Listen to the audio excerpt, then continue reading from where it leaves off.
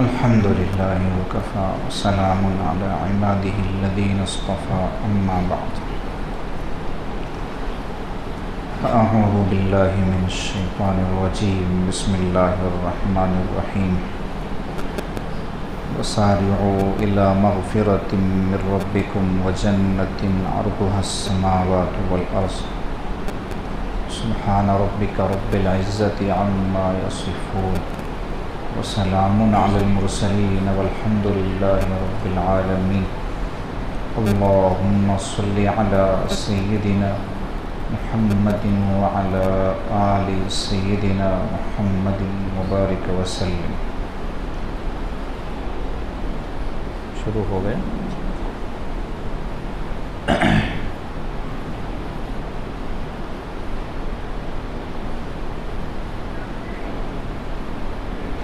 چونکہ یہ بیان بنیادی طور پر خواتین کے لیے ہے، اس لیے جو ذمہ دار خواتین ہیں وہ اس بات کی فکر کریں کہ سبھی خواتین کو اطلاع ملی یا نہیں ملی، لنک پہنچی کہ نہیں پہنچی، بیان سن رہے ہیں یا نہیں، معلوم کر کے 2-4 منٹ میں یہاں انتظامیہ تک بات پہنچا دیں تاکہ اطمینان ہو جائے.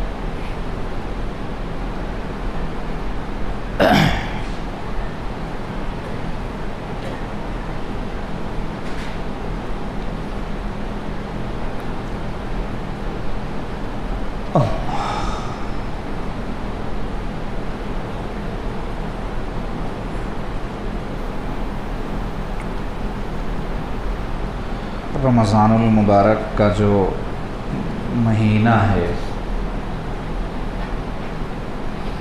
اللہ پاک کے یہاں اس کی بہت زیادہ عظمت ہے، اہمیت ہے، قیمت ہے.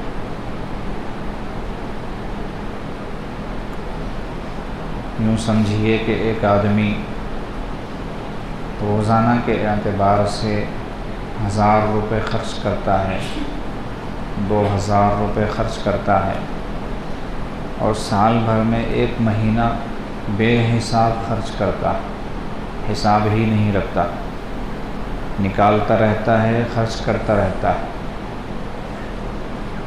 ٹھیک اسی طرح اللہ پاک سال بھر میں پورے دن ہی بے حساب خرچ کرتے ہیں، لیکن اس میں بھی بے حد و حساب ماہ مبارک میں خرچ کرتے ہیں. اللہ پاک کیا خرچ کرتے ہیں؟ رحمتیں، برکتیں، سعادتیں، چین، سکون، راحت،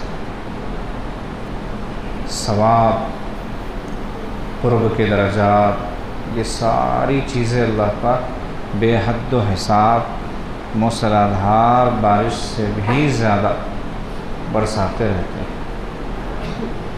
یوں سمجھ لیجئے کہ ماہ مبارک میں سونے والا بھی پانے والا، جاگنے والا بھی پانے والا، مجمع میں عبادت کرنے والا بھی پانے والا، تنہائی میں عبادت کرنے والا بھی پانے والا. کوئی ایک لمحہ بھی ایسا نہیں ہے ماہ مبارک کا جو کوئی انسان یہ کہہ سکے کہ اس لمحے میں عبادت کرنے کا کوئی خاص فائدہ نہیں، اس لمحے میں اللہ پاک کی طرف متوجہ رہنے کا کوئی خاص فائدہ نہیں، ایسے نہیں کہہ سکتا. کوئی ایک وقت بھی ایسا نہیں ہے، حتیٰ کہ عین سورج کے ڈوبنے کے وقت نماز مقروء ہوتی ہے عام دنوں میں، اور عام دنوں میں وہ وقت دعا کا بھی نہیں ہوتا، لیکن ماہ مبارک میں وہی وقت کتنا قیمتی ہو جاتا ہے کہ اس کے قیمتی ہونے کی انتہائی نہیں. افطار کا وقت دعا کی قبولیت کا ایسا کریم ٹائم ہے، بالخصوص خواتین اس وقت کو جو ضائع کرتی ہیں، اللہ اکبر، بہت بڑی محرومی کی بات، بہت بڑی محرومی کی بات. تہجد سے بھی زیادہ قیمتی وقت دعا کا ماہ مبارک میں افطار سے پہلے کا ہے. نبی علیہ السلام نے ارشاد فرمایا الصائم حین یفطر، روزے دار جس وقت افطار کرتا ہے اس وقت جو دعا کرتا ہے قبول ہو جاتی ہے، کیونکہ دراصل افطار روزے دار کے لیے انعام کا موقع ہے۔ اللہ پاک انعام دے رہے ہیں اس کو کہ تم صبح سے لے کر شام تک میری خاطر بھوکے تھے، پیاسے تھے، خواہشات سے رکے ہوئے تھے، اب وہ سب چیزیں میں تمہارے لیے حلال کر رہا ہوں، یعنی انعام دے رہا ہوں۔ تو انعام جس وقت دیا جاتا ہے نا تو دینے والا بہت اچھے موڈ میں ہوتا ہے، غصے میں کوئی کسی کو انعام نہیں دیتا، غصے میں کوئی کسی کو نوازتا اور عطا نہیں کرتا۔ تو اللہ پاک اس وقت اپنے بندے سے بہت خوش ہوتے ہیں، اس لیے افطار کے وقت جو مانگتا ہے اللہ کہتے ہیں قبول قبول قبول۔ اور ہماری خواتین اس وقت کو افطاری کی تیاری میں اور فلاں میں ضائع کر دیتی ہیں، حتیٰ کہ انہیں یہ بھی نہیں پتہ چلتا کہ افطار کا وقت آ چکا ہے، اور افطار میں بھی تاخیر کر دیتی ہیں۔ نبی علیہ السلام نے ارشاد فرمایا میری امت اس وقت تک خیر پر باقی رہے گی جب تک افطار میں جلدی کیا کرے گی۔ اس میں کیا حکمت ہے کہ اللہ کو یہ نہیں دکھانا کہ ہم طاقتور ہیں، ہم پہلوان ہیں، ہم روزہ کھولنے میں تاخیر بھی کریں گے تو ہمیں کوئی فرق نہیں پڑتا، نہ ہمیں بھوک لگ رہی ہے نہ پیاس لگ رہی ہے، ایسا نہیں، بلکہ اللہ پاک کو یہ بتانا کہ اللہ ہم بہت کمزور ہیں، اتنی دیر جو ہم بھوکے رہے پیاسے رہے آپ کا حکم تھا اس لیے رہ گئے، ورنہ تو اے اللہ ہماری حیثیت ہی کیا ہے آپ کے سامنے۔ آپ خود فرماتے ہیں خلق الانسان ضعیفا، انسان کمزور ہے۔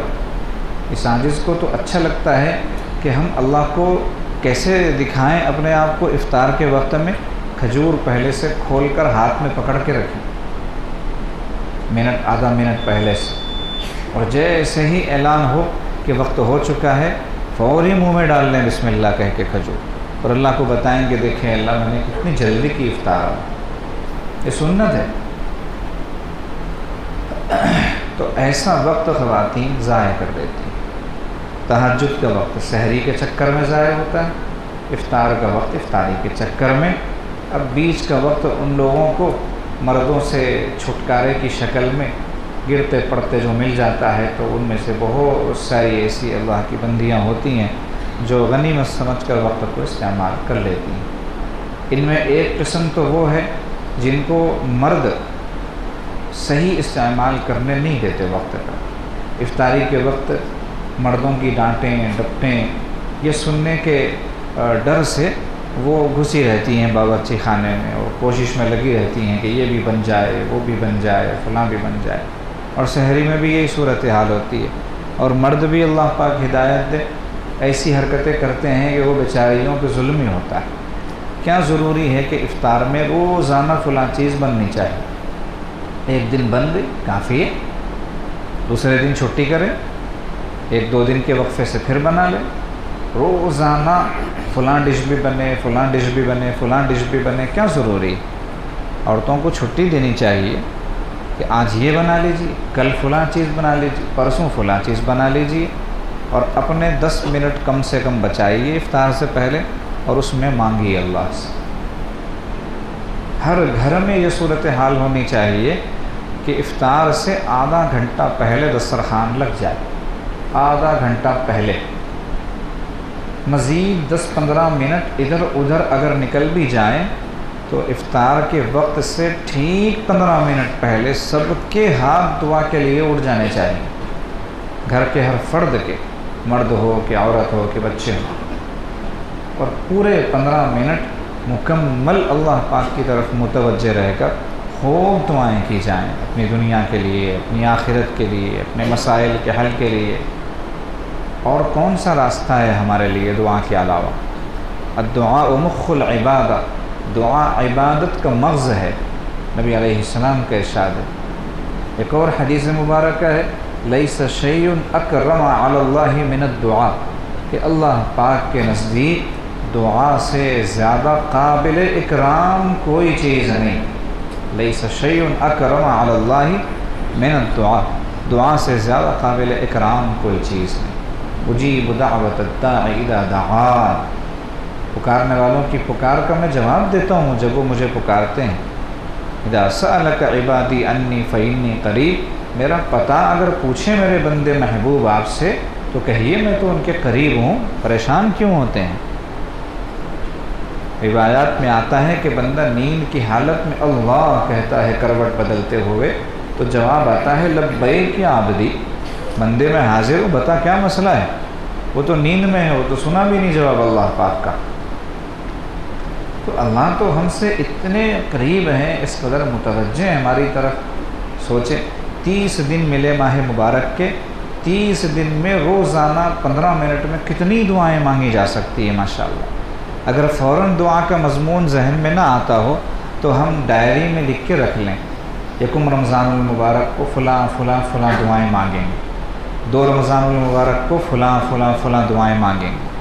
ایک تو زیادہ لمبا وقت ہمارے ایمانوں کی کمزوری کی وجہ سے عبادتوں میں لگتا نہیں ہمارا دل، آدھے گھنٹے کی دعا خوب ذوق و شوق سے کی جائے، الا ماشاءاللہ کسی کو توفیق ہو جاتی ہے، گھنٹہ بھر دعا میں نکال دے، الا ماشاءاللہ کسی کا دل لگتا ہے۔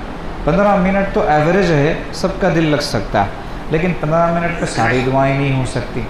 تو آپ 30 رمضان کے 30 دنوں میں دعائیں تقسیم کر دیں۔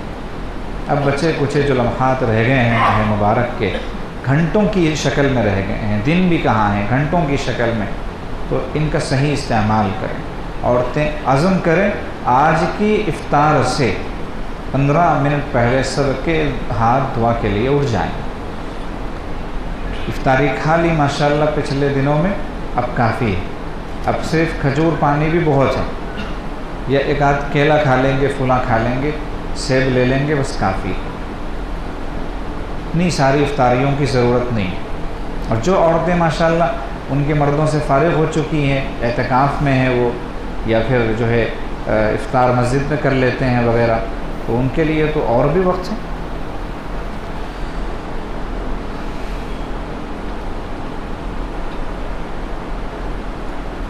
تو ماہ مبارک کے مہینے میں اللہ پاک دونوں ہاتھ کھول کے بیٹھے رہتے ہیں، لے لو لے لو لے لو، دونوں ہاتھ کھلے ہیں اللہ پاک۔ اب ہم ہیں کہ کہہ رہے ہیں کہ ہمیں کافی، لینے والے کے پاس مسئلہ ہے، اس کے ہاں جھولی ہے، نہ پیالہ ہے، نہ دامن ہے، نہ کچھ ہے۔ دینے والے کے ہاں تو کوئی مسئلہ ہی نہیں، وہ تو بیٹھے ہی ہے دینے کے لیے۔ تو یہ ایک بہت اہم بات تھی جو عاجز نے عرض کی، خواتین بہت زیادہ کوتاہی کرتی ہیں افطار کے وقت میں، اس کا اہتمام کریں۔ سحر کے وقت میں بھی 2 رکعت نماز تہجد کے لیے، 15 منٹ دعا کے لیے اٹھا کے رکھیں۔ 2 رکعت نماز، 15 منٹ دعا، صبح اور شام میں 15 منٹ دعا، بقیہ دن بھر میں آپ کو اپنے حساب سے نمازیں پڑھنا ہے، تلاوت کرنا ہے، ذکر اذکار کرنا ہے۔ رمضان المبارک جب شروع ہوتے ہیں تو پہلی رات میں اللہ پاک جنت کے سارے دروازے کھول دیتے ہیں، جنت کو خوشبوؤں کی دھونی دی جاتی ہے۔ خوشبوؤں کی دھونی دینا ہمارے علاقوں میں اس کا رواج نہیں ہے، عربوں میں بہت رواج ہے۔ مہمان آتا ہے تو پورے گھر کو وہ لوگ عود کی دھونی دیتے ہیں، جس سے پورا کا پورا گھر اور گھر کے باہر کا حصہ خوشبوؤں سے مہک اٹھتا ہے۔ اور عود کا برتن لے کر کھڑے رہتے ہیں دروازے میں، آنے والے کو دھونی دیتے ہیں، اسے پھر گھر میں لے جاتے ہیں۔ تو عربوں کے ہاں اس کا بہت رواج ہے۔ تو اللہ پاک جنت کے ساتھ یہی معاملہ کرتے ہیں، رمضان کی آمد پر خوشبوؤں کی دھونی دی جاتی ہے۔ جنت کو زیادہ خوبصورت بنایا اور سجایا جاتا ہے، دلہن کی طرح سجایا اور سنوارا جاتا ہے جنت کو ماہ مبارک کی آمد پر، جنت گویا دلہن بن جاتی ہے۔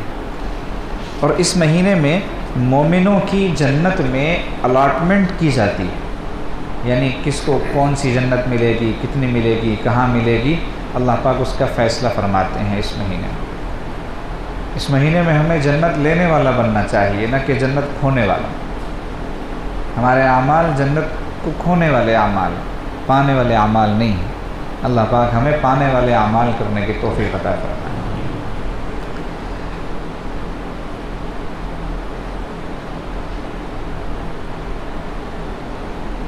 اللہ پاک ہر روز جنت الاٹ کرتے ہیں جس پر مغفرت کی مہر لگتی ہے، اللہ پاک اس کے لیے جنت لکھتے ہیں۔ یہ دنیا ہمارے لیے وطن اقامت ہے۔ وطن اقامت مطلب رہنے کے لیے آئے ہیں، بس سرائے ہے، مسافر خانہ۔ ہوٹل چاہے جتنی اچھی ہو، ہوٹل ہی ہے، گھر نہیں۔ تو یہ دنیا ایک ہوٹل ہے۔ جنت ہمارا وطن اصلی، جنت سے آئے تھے، جنت میں جانا ہے۔ انگریزی والے جنت کو پیراڈائز کہتے ہیں۔ اس عاجز کو عادت ہے کچھ نہ کچھ جو ہے اپنی طرف سے خامخواہ باتیں کرنے کی۔ تو عاجز نے اپنی تحقیق کی، محقق بننے کی کوشش کی۔ کیسے کہ ہم نے کہا کہ یہ پیراڈائز نہیں، اصل میں پردیس۔ ان لوگوں نے پردیس کو پیراڈائز کہا۔ ان کے نظریے میں پیراڈائز پردیس ہے، مطلب یہ ہے کہ جنت وطن نہیں ہے، پردیس ہے، اجنبی ملک ہے۔ اور ہمارا نظریہ کیا ہے؟ ہمارا نظریہ یہ پیراڈائز نہیں ہے، وہ کیا تم پردیس پردیس کہہ رہے ہو؟ وہ جنت ہے، وہ جنت کیا ہے؟ جنت۔ جنت کا کوئی ترجمہ نہیں، اس کو پیراڈائز کہہ کے تم لوگ پردیس بنا رہے، وہ تو وطن اصلی ہے۔ ہم بھی لوگ پیراڈائز کہتے ہیں۔ کیوں پیراڈائز بھی؟ جنت تو قرآن میں ہے، حدیث میں ہے، نبی علیہ السلام نے جنت کو جنت کہا، تو اس کو جنت ہی کہنا چاہیے۔ جنت ہمارا وطن اصلی ہے۔ تو ایک آدمی چاہے امریکہ کیوں نہ چلا جائے، ہندوستانی آدمی امریکہ جائے، یہاں آنے کے لیے بے چین ہوتا ہے، کہتے ہیں گھر جانا ہے، گھر جانا ہے۔ بھائی امریکہ میں تو آپ ہر اعتبار سے اچھے ہو ہندوستان کے مقابلے میں، کھانے پینے میں، اوڑھنے پہننے میں، گاڑیوں کے استعمال میں، مکانات کے اعتبار سے، روپے کی کرنسی کے اعتبار سے، ہر اعتبار سے آپ اچھے ہو۔ پھر آپ کو گھر کیوں یاد آ رہا ہے؟ تو گھر کی خصوصیت ہی یہ ہے کہ انسان بھلے سے دوسرے کے محل میں کیوں نہ ہو، اپنا جھونپڑا اسے یاد آتا ہی آتا ہے، وہ واپس آنا چاہتا ہے۔ تو جنت ہمارا وطن اصلی ہے، تو وہیں جانے کی تمنا ہونی چاہیے۔ تو اللہ پاک نے ہمیں ایک مدت کے لیے بطور امتحان کے دنیا میں بھیجا۔ وَلَكُمْ فِي الْأَرْضِ مُسْتَقَرٌّ وَمَتَاعٌ إِلَىٰ حِينٍ۔ دنیا میں جا کے تھوڑے دن رہو، فائدہ وائدہ اٹھاؤ دنیا کی چیزوں سے، پھر لوٹ کے آنا ہے۔ ثُمَّ إِلَيْهِ تُرْجَعُونَ، اسی کی طرف تم کو لوٹایا جائے گا۔ اسی لیے نبی علیہ السلام ماہ مبارک میں بطور خاص افطار سے پہلے ایک دعا ضرور فرمایا کرتے تھے، اللہم انی اسألک الجنہ واعوذ بک من النار، کہ اللہ میں جنت کا سوال کرتا ہوں اور جہنم سے آپ کی پناہ مانگتا ہوں۔ جنت کو حاصل کرنا ہمارے لیے ایک بڑی ضرورت ہے، جنت کا حصول ہمارے لیے بڑی ضرورت ہے۔ ہم محتاج ہیں جنت کے، ایسا نہیں ہے کہ جنت کی ہمیں کیا ضرورت ہے، نہیں۔ نبی علیہ السلام جب جنت مانگتے ہیں تو ہم کون سے ایسے بڑے آدمی ہیں کہ ہمیں جنت کی ضرورت ہے؟ بعض لوگ دعا میں اللہم انا نسألک جنت الفردوس کہتے ہیں، ایسے احادیث میں نہیں ہے، یہ اپنے اعتبار سے گھڑی ہوئی دعا۔ جتنا ہم معصور دعائیں اختیار کریں گے، منقول دعائیں، برکت آئے گی۔ اللہم انی اسألک الجنہ واعوذ بک من النار، اللہم انی اسألک الجنہ وما قرب الیہا من قول و عمل۔ اس طرح کی دعائیں جو نبی علیہ السلام سے منقول ہیں وہ کرنی چاہیے۔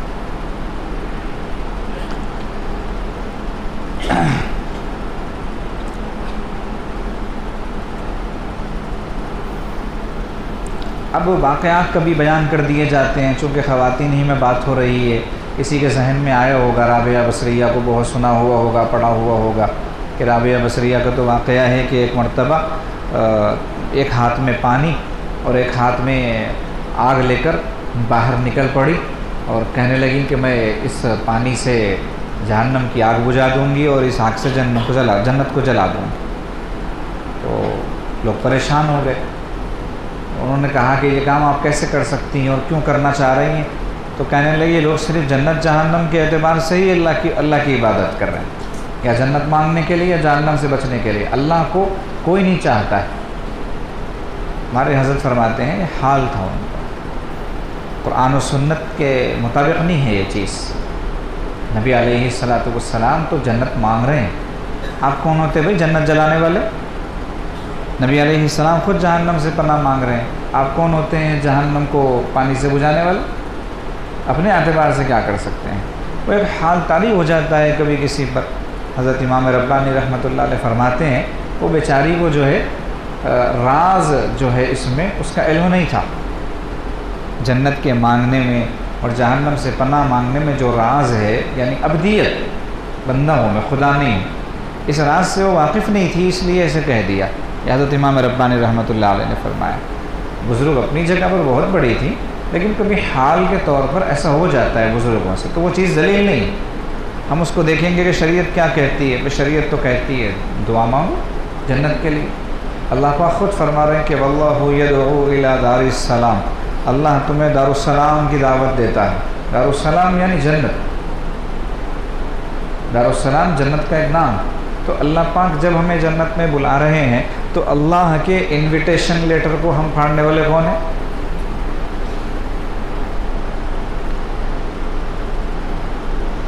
ہوتا ہے۔ اب ایک بزرگ تھے، انتقال کا وقت قریب آیا ان کا، تو جنت کے مناظر دکھائے جاتے ہیں، مومن کو جنت کے اور کافر کو اور فاسق فاجر کو جہنم کے۔ تو جنت کے مناظر دکھائے گئے تو ایک دم سے رخ پھیر لیا، اپنا رخ پھیر لیا اور کہنے لگے کہ اے اللہ، میری زندگی بھر کی آپ سے جو محبت تھی، تعلق تھا، اس کا اگر یہ نتیجہ ہے، یہ رزلٹ ہے تو نہیں چاہیے مجھے۔ کیا کہا؟ زندگی بھر میں نے جو آپ کے ساتھ محبت کی ہے، تعلق بڑھتا ہے، اس کا یہ رزلٹ ہے اگر جنت، تو نہیں ہونا مجھے جنت۔ حال تھا ان کا، ان کو اللہ سے ایک ایسا ناز بردانہ تعلق تھا کہ انہوں نے یہ بات کہی۔ ہم کہہ سکتے ہیں، سامنے نہیں کہہ سکتے، کان کھینچ لیے جائیں گے۔ ان کو اصل میں یہ چاہیے تھا کہ اللہ دکھیں، اللہ پاک کا دیدار ہو جائے، اس کی تمنا میں تھے وہ۔ تو جنت دکھائی دی گئی تو بولے یہ کیا ہے، یہ تو کچھ بھی نہیں ہے، محبوب کہاں ہے؟ یہ ہوتا ہے۔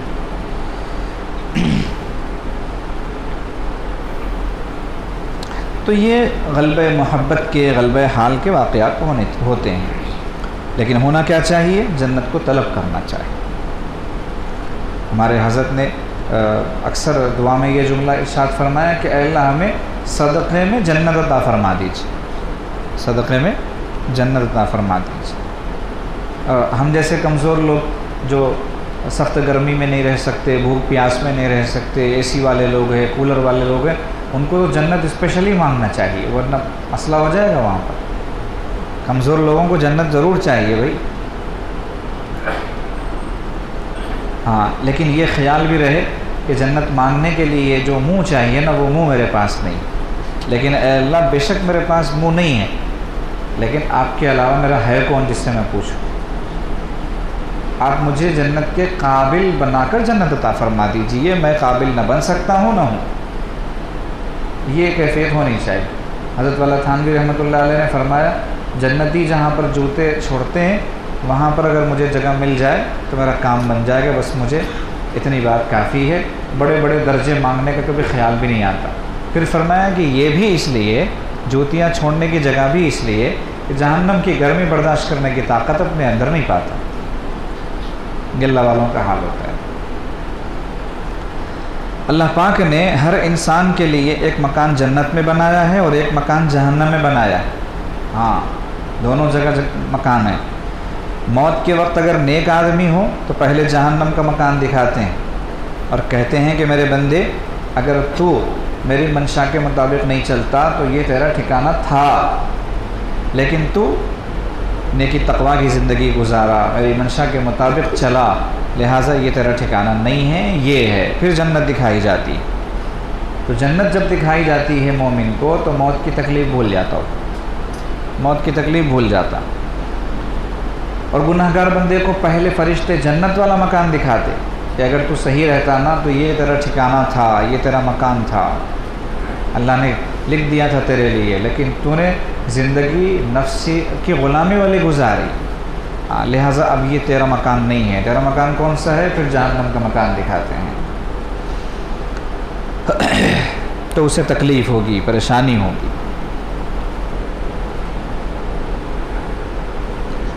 جنت کے کل 8 دروازے ہیں. کتنے ہیں؟ 8. اور جہنم کے کتنے ہیں؟ 7. ایک کم ہے جہنم کا. حضرات علماء کرام نے نقطہ لکھا ہے کہ جہاں سے لوگ زیادہ آتے وہاں راستے زیادہ رہتے، دروازے زیادہ رہتے، جہاں سے زیادہ لوگوں کی انٹری ہوتی. اور جہاں سے کم تو دروازے کم. تو جہنم میں کم ہی جائیں گے، جنت میں زیادہ جائیں گے. اس اعتبار سے جو ہے راستے جنت کے بڑے ہیں. ایک اور بات حضرت ارشاد فرما رہے ہیں کہ آپ نے دیکھا ہوگا کہ گھر کا ایک مین گیٹ ہوتا ہے اور ایک مستورات چھوٹا سا گیٹ پیچھے سے اپنے لیے بنا لیتی. جہاں سے زیادہ لوگ آتے ہیں تو وہاں زیادہ آدمیوں کے آنے کی گنجائش بنا دی جاتی ہے، اور جہاں تھوڑے لوگ آتے ہیں تو تھوڑی جگہ بنائی جاتی ہے. تو اللہ پاک نے یہ جو بڑا دروازہ بنایا ہے جنت کا، 8 دروازے بنائے ہیں، بڑے بڑے بنائے ہیں، یہ اس لیے کہ لوگ زیادہ سے زیادہ جنت والے بنیں. اللہ پاک خود چاہ رہے کہ دیکھو میں نے دروازے زیادہ بنائے ہیں، تم لوگوں کو سب کو لینا چاہتا ہوں اندر، لیکن تقویٰ کی زندگی گزارو. جنت کیا ہے؟ جنت کے بارے میں اللہ نے فرمایا ما لا عین رأت ولا اذن سمعت ولا خطر علی قلب بشر. یہ جنت کی تعریف ہے. ہر فن کی تعریف ہوتی ہے، موضوع ہوتا ہے، غرض و غایت ہوتی ہے. تو جنت کی تعریف ہے ما لا عین رأت، نہ کسی آنکھ نے دیکھا، ولا اذن سمعت، نہ کسی کان نے سنا، ولا خطر علی قلب بشر، اور نہ ہی کسی انسان کے دل پہ اس کا کھٹکا گزرا. اچھا بھئی جنت کا موضوع کیا ہے؟ اعدت للمتقین، متقیوں کے لیے تیار کی گئی، یہ جنت کا موضوع ہے. اور جنت کی غرض و غایت کیا ہے؟ ورضوان من اللہ اکبر، اللہ کی رضا سب سے بڑی چیز.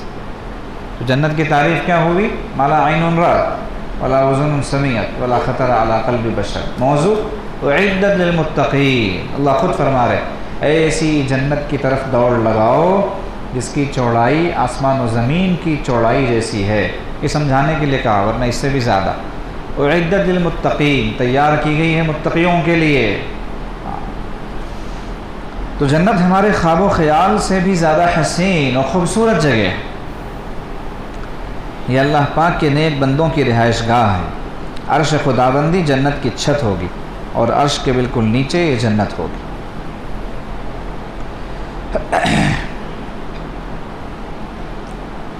اہل جنت کا اعزاز. قیامت کے دن جو جنتی ہوں گے ان کو اللہ پاک پروٹوکول عطا فرمائیں گے. پروٹوکول سمجھتے ہیں؟ پروٹوکول کا مطلب آئیے آئیے، موسٹ ویلکم. جو ہوتا ہے نا بوکے لے کر، گلدستے لے کر لوگ جو ہے استقبال کرتے ہیں، we are happy to see you کہتے ہیں. اس طرح کی چیزیں ہوتی ہیں نا انگریزوں میں. آپ کو دیکھ کے بڑی خوشی ہوئی، آپ کا نام مبارک ہو، تشریف لائے، فلاں فلاں، آپ آئیں ہمارے گھر، خدا کی قدرت ہے، وغیرہ وغیرہ. یہ سب ہوگا وہاں پر. جنتی کے لیے اللہ پاک پروٹوکول عطا فرمائیں گے. جیسے اسپیشل گیسٹ ہو اگر کوئی کسی کا، تو بندہ کیا کرتا ہے؟ سواری بھیجتا ہے ڈرائیور کو دے کر. ڈرائیور کو سواری دے کر ایئرپورٹ سے ریسیو کرواتا ہے، بلواتا ہے، کون آ رہے ہیں؟ بھی فلاں صاحب آ رہے ہیں. تو پروٹوکول مل رہا ہے. ایسے یہاں ہوتا ہے. تو اللہ تعالیٰ جنتیوں کو پروٹوکول عطا فرمائیں گے. فرشتوں سے کیا کہیں گے؟ جاؤ میرے بندوں کو لے آؤ. تو اسپیشل جو ہے فرشتے استقبال کریں گے آ کر، چلیے تشریف لے چلیے. اس کو قرآن کہتا ہے وسیق الذین اتقوا ربهم الى الجنة زمرا. یہاں بھی تقوی. الذین اتقوا، صرف آمنوا نہیں، وسیق الذین اتقوا ربهم الى الجنة زمرا. جنت ہے ہی تقوی کا انعام. حفت الجنت بالمکارہ، حفت الجنت بالمکارہ وحفت النار بالشہوات. جنت پہ اللہ نے پردہ ڈالا. کن چیزوں کا؟ ناپسندیدہ چیزوں کا. جنت پہ پردہ ڈالا خواہشات کا. جو جتنا خواہشات کے تابع ہوگا جہنم کا پردہ پھٹتا جائے گا، یعنی جہنم کا راستہ کلیئر ہوتا جائے گا اس کے لیے. اور جو جتنا زیادہ ناپسندیدہ چیزوں کو اختیار کرے گا، یعنی بد نظری سے بچنا ہے، بچنے پہ زخم اٹھائے گا، تکلیف برداشت کرے گا، زخم کھائے گا، تو وہ شخص جنت کے پردے کو پھاڑے گا کوئی. یعنی جنت کا راستہ کلیئر ہوگا اس کے لیے۔ تو ناپسندیدہ چیزیں دل بول رہا ہے کہ یہ کر لو وہ کر لو، نہیں اللہ نے منع کیا نہیں کریں گے، تو جنت کا راستہ اس کے لیے کلیئر ہوتا جاتا ہے۔ تو متقیوں کو لے جایا جائے گا جنت کی طرف جماعت بنا کر، ٹولیاں بنا کر، ناندیڑ والو کدھر ہو، پربھنی والو، فلاں والو، جیسے جماعت وائز بلایا جاتا نا، ایسے اللہ پاک جماعت وائز بلائیں گے جنتیوں، فلاں جماعت، صابرین کی جماعت کہاں ہے، شاکرین، زاہدین، متوکلین، علماء، فلاں، اس طرح جماعتیں بنا کے اللہ پاک جنت میں لے جائیں گے۔ اب جنت کے جب دروازے پہ پہنچیں گے تو سیکنڈ پروٹوکول، وہاں دوسرے فرشتے ہوں گے، سلام علیکم طبتم فادخلوها خالدین، سلام کریں گے جنتیوں کو، تشریف لائیے، ویلکم، سلامتی ہو آپ پر، طبتم، بہت اچھے رہیں آپ لوگ، ہمیشہ جیتے رہو، بڑے دعا جیتے رہو، خوش رہو، آباد رہو، شاد رہو وغیرہ، طبتم، فرشتے دعا دے رہے، فادخلوها خالدین، ایور گرین انٹری ہے وہ آپ کی، ابھی باہر نہیں آنا ہے، اب اندر نکلنا ہی نہیں جنت سے، چلیے اندر جائیے، فادخلوها خالدین، ہمیشہ کے لیے آؤ اندر، ایسا نہیں کہ دو دن کے لیے آ رہے، 3 دن کے لیے آ رہے، آپ کو جو ویزا ملا ہے وہ ویزا تا عمر کا ملا ہے، پوری عمر ہمیشہ آ سکتے ہیں۔ ملٹیپل ویزا ملتا ہے، ایک ویزا سنگل ملتا ہے اور ایک ویزا ہمیشہ کا مل جاتا ہے، بندے کو وہاں کا کارڈ دے دیا جاتا ہے کہ آپ کو ہمارے ملک کا ریسیڈنشیل پرمٹ دیا جا رہا ہے کہ آپ مستقل یہاں پر رہ سکتے ہیں، امریکہ کا گرین کارڈ، سمجھ میں آیا؟ ہاں، منہ میں پانی آتا ہے امریکہ کا گرین کارڈ سن کر۔ تو یہ جنتی کو گرین کارڈ دیا جائے گا، اس گرین کارڈ کا نام کیا ہے؟ ادخلوها خالدین۔ اور جس کو جنت کا گرین کارڈ دیا جاتا ہے، فیملی ویزا خود بخود مل جاتا ہے، تو اللہ اس کی سفارش قبول کر لیتے ہیں، اس کو لے جانا ہے فلاں کو، چلو ٹھیک ہے لے آؤ، کوئی بات نہیں۔ اللہ پاک اس دن اپنی سخاوت دکھاتے ہیں، بعض جنتی ایسے ہوں گے اللہ کے ہاں ان کا اتنا اونچا مقام ہوگا، اللہ انہیں ایک ممبر پہ کھڑا کریں گے اور کہیں گے جس کی طرف تم اشارہ کرو گے ہم اس کو اندر لے لیں گے، کرو اشارہ، صرف اشارہ، سفارش کرنے کی ضرورت نہیں اللہ سے کہ اللہ فلاں کو لینا چاہتا ہوں، اب آپ کی کیا رائے ہے، نہیں، اشارہ کرو، جس کی طرف اشارہ کریں گے اس کو لے لیں۔ حضرت علی میاں رحمۃ اللہ علیہ لکھتے ہیں کہ ایک دفعہ ان کو کعبۃ اللہ شریف میں حاضری کا موقع ملا، لیکن وہ اتنا اچانک تھا اور اتنی جلدی میں تھا کہ وہ اپنے ساتھ کسی کو لے نہیں سکے، حالانکہ خود حضرت کے شیخ حضرت اقدس مولانا شاہ عبد القادر صاحب رائے پوری رحمۃ اللہ علیہ بھی اس وقت حرم شریف میں موجود تھے۔ پھر حضرت نے گزارش کی کہ کل کچھ اہم لوگ رہ گئے تو میں چاہتا ہوں کہ ان کو بھی یہ سعادت نصیب ہو جائے، حضرت نے خود لکھا ہے اپنے حالات میں۔ تو اجازت مل گئی، اور کیسے اجازت ملی؟ یہ کہا گیا کہ آپ کعبۃ اللہ شریف میں داخلے کی جو سیڑھی ہے اس پر کھڑے ہو جائیں اور جن کی طرف اشارہ کریں ہم ان کو اندر لے لیں۔ تو حضرت نے جن کو لے جانا چاہا اندر سب کو لے گئے۔ تو ایسے ہوگا کہ اللہ پاک کسی جنتی کو یہ مقام عطا فرمائیں گے کہ وہ اشارہ کرے گا اس کو جنت مل جائے گی، چاہے وہ ایسا بندہ ہو جس پر جہنم واجب ہو چکی ہے۔ تو سلام علیکم طبتم فادخلوها خالدین۔ اچھا، اس کے بعد کیا ہوگا؟ ہر دروازے پر فرشتے ہوں گے، پھول کے گلدستے لے کر، والملائکۃ یدخلون علیہم من کل باب، فرشتے ہر دروازے پر فرشتے، اور کیا کہیں گے ان کو؟ سلام علیکم، سلام علیکم، سلامتی ہو تم پر، سلامتی ہو تم پر۔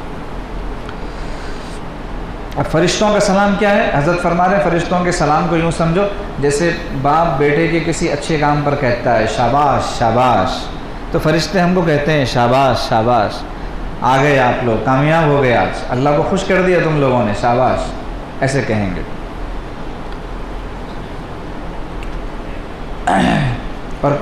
اور کیا کہیں گے آگے؟ سلام علیکم بما صبرتم، بما صبرتم، جنت ملے گی صبر پر۔ کیسا صبر؟ تقویٰ صبر کا دوسرا نام، جن چیزوں سے اللہ نے رکایا ہے ان سے رکنے کا نام تقویٰ ہے، اور تقویٰ صبر ہے۔ سلام علیکم بما صبرتم، یہ تو تم نے صبر کیا نا، اس پر شاباش۔ اللہ پاک اس دن جنتیوں کا خوب اکرام فرمائیں۔ حدیث مبارکہ میں آتا ہے کہ جب جنتی جنت میں داخل ہوں گے، فرشتے سلام کر لیں گے، وہ اپنے گھر کی طرف جائیں گے، تو اللہ پاک ہر جنتی مرد اور عورت کو سلام کریں گے۔ فرشتوں کے سلام کے بعد کس کا سلام؟ اللہ کا سلام۔ یہ کتنا اعزاز ہے کہ اللہ سلام کر۔ یہ ایسا ہی ہے کہ جیسا کسی کے گھر میں آپ جائیں تو گھر کی کوئی عورت دروازے پر آپ کا استقبال کرتی ہے، آپ کو سلام کرتی ہے، تو یہ اہل خانہ کا سلام و اکرام ہے۔ باہر تو نوکر مل جائے گا، کوئی اور مل جائے گا، اور گھر میں جائیں تو پھر عورتیں عورتوں کو، مردوں کو سلام کرتے ہیں، تو اللہ پاک جنتیوں کو سلام کریں۔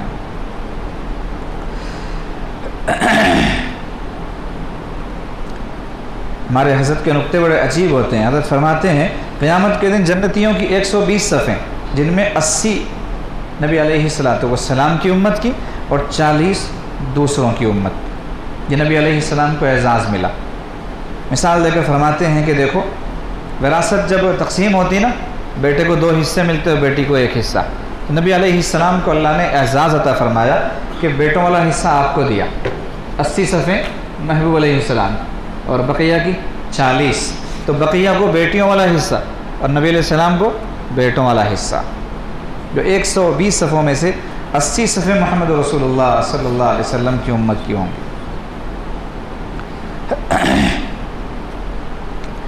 اب دیکھیں نبی علیہ السلام کی دعا اور عش کریں۔ ایک روایت ہے کہ نبی علیہ السلام 3 دن تک تنہائی میں رہے، 3 دن مستقل، کسی سے ملے نہیں، جھلے نہیں، بات نہیں کی، صرف نماز کے لیے آتے اور زیادہ سے زیادہ سلام کرتے اور چلے جاتے۔ اب لوگ پریشان کہ کیا ماجرا ہے، کیوں نبی علیہ السلام ہم سے ناراض ہو گئے، کوئی بات پیش آ گئی، کیا ہوا، سب پریشان۔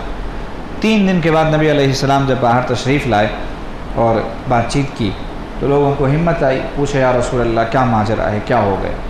نبی علیہ السلام نے کہا، فرمایا کہ بھائی اصل میں یہ جو 3 دن تھے نا، یہ 3 دن جو ہے یہ دعا سیزن بنایا تھا میں نے اس کو، دعا سیزن، صرف دعائیں کر رہا تھا اللہ پاک کے سامنے، خصوصی دعائیں کر رہا تھا۔ کیا مانگتا رہا؟ اب جو مانگتے رہے اللہ پاک سے نبی علیہ السلام مانگتے رہے۔